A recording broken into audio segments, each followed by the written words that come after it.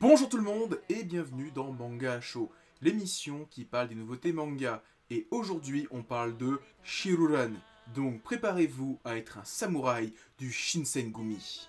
Shiruran est un manga écrit par Shinya Umemura et dessiné par Eiji Hashimoto. Le manga a commencé en 2010 dans le comic Zenon de Tokuma Shoten et compte à ce jour 29 tomes. En France, c'est Mangetsu qui édite le manga avec 2 tomes sortis à ce jour. Allez, résumé. Edo, 1859. Le shogunat Tokugawa vit ses derniers instants. Toshizo Hijikata, 24 ans, s'entête à défier tous les samouraïs qui croisent sa route. Son rêve ? Devenir le sabreur le plus puissant de la capitale. Des années plus tard, on le surnommera le démon du Shinsengumi, une milice samouraï redoutable dont il prendra le vice-commandement. À quoi pensait-il? Qui cherchait-il? Et surtout, quelle vérité Shinpachi Negakura, l'un des rares survivants de cette époque tumultueuse, révélera-t-il au sujet de son ancien compagnon? Après le manga de foot Aohashi, Mangetsu ne s'arrête pas là et nous sort un autre titre qui va s'inscrire dans la durée de leur catalogue, Shiruran, un manga de samouraï qui dépote sa race. Ce manga se déroule durant la fin de l'ère Edo et on va suivre un groupe relativement célèbre si on est familier des mangas de samouraï. Le Shinsengumi.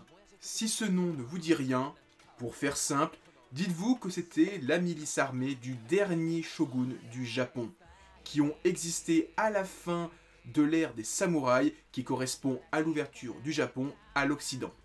Pour faire simple, niveau manga, ça se passe des années avant Demon Slayer et seulement quelques années avant Kenshin le Vagabond, car dans Kenshin le Vagabond, celui-ci a rencontré et a affronté des membres du Shinsengumi à l'époque du Bafuku, donc l'époque de l'ouverture du Japon à l'Occident.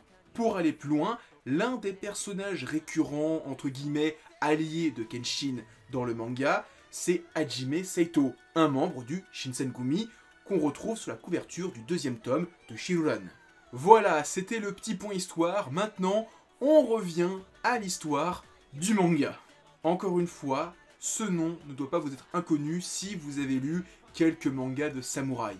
Car c'est un personnage qui est relativement récurrent dans pas mal d'œuvres qui traitent de cette époque.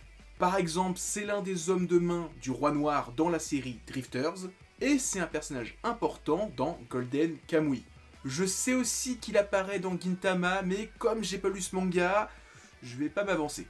Et dans tout ça, pour dire vrai, je ne suis pas un spécialiste du groupe, mais pour moi, c'est la première fois que je lis un manga qui traite de ce groupe. Pas en tant que personnage secondaire, pas en tant qu'antagoniste, mais en tant que personnages principaux qui vont nous montrer comment on passe de petits voyous de Ronin à la milice du shogun, le Shinsengumi. Cette histoire est tout de même racontée de manière très moderne, on n'est pas dans l'exactitude historique, car quand on voit le groupe, on est clairement sur un manga Furio. En revoir les traditionnels samouraïs à la tonsure en kimono avec un katana, ici on est dans un manga de Furio, de délinquants.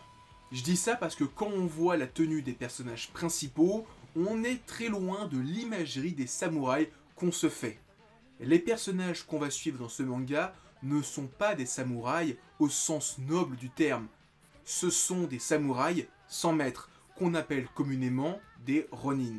Donc, forcément, les codes vestimentaires traditionnels des samouraïs, le kimono, la coupe de cheveux, c'est pas leur délire. Pour eux, le sabre, c'est une question de survie. C'est pas juste pour faire les beaux dans les cités en mode hé hé, je protège la veuve et l'orphelin. Non, pour eux, le sabre, c'est la vie, c'est la mort. Donc, forcément, les voir avec des looks de Furio, ça fait sens avec l'histoire. Car si on revient à ce qui fait l'essence et le charme des mangas de délinquants japonais, Les Furyos, pour moi, c'est des jeunes qui sont pas en phase avec leur époque, qui sont marginalisés, qui sont au banc de la société. Sauf que contrairement aux gens qui vont s'écraser et faire « Ok, je me soumets à la société, je fais comme on dit », eux ils disent « Fuck yeah, on fait ce qu'on veut, on est des gros narvalos ».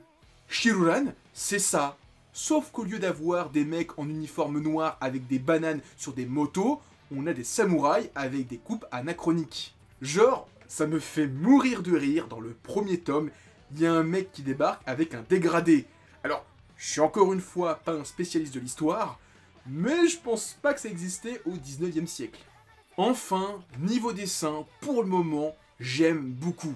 Les combats dégagent un charme fou, il y a une putain de puissance, et ce mélange samouraï, furio, bagarre, il y a du sang, ça me plaît, ça dépote, et que demander de plus? Voilà, que demander de plus? Des samouraïs, des délinquants, de la bagarre, moi ça me suffit, j'aime. En conclusion, j'ai surkiffé Aoashi, et Shirulan, j'ai encore plus surkiffé. Pas que Aoashi est mauvais, mais je suis quand même plus team samouraï que team manga de sport. Forcément, Shirulan, ça me plaît, ça dépote, mais lisez quand même Aoashi, ça dépote tout autant. Le seul petit défaut que je trouve au manga pour le moment, c'est que tout est raconté sous forme d'un immense flashback. Et clairement, on retire les passages dans le présent, ça ne change rien à l'histoire. Donc, pour le moment, je trouve pas ça très pertinent, toute l'histoire avec le vieux samouraï, la journaliste. J'espère que ça changera avec la suite, parce que pour le moment, c'est le seul petit défaut de me dire, bah ouais, mais en fait, quand je vois le vieux samouraï et la journaliste, je m'en fous un peu.